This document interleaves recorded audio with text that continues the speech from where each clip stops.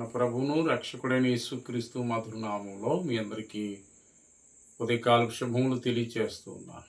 ఈరోజు దేవుని వాగ్దానం హోషేయ గ్రంథము 14వ అధ్యాయం 5వ వచనం. చెట్టునకు మంచి ఉన్నట్లుగా నేను అతనికి ఉందును, తామర పుష్పం పెరిగినట్లుగా అతన్ని అభివృద్ధి పరుతును.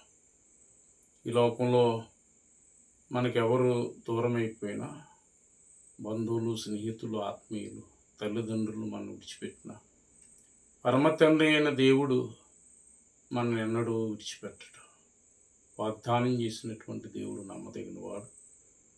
దేవుడు సదాకాలం మన కుటుంబాలకు తోడుగా ఉంటాడు. ప్రార్థన చేసుకుందాం. దేవుడి కొద్ది మాటలు దీవించును గాక.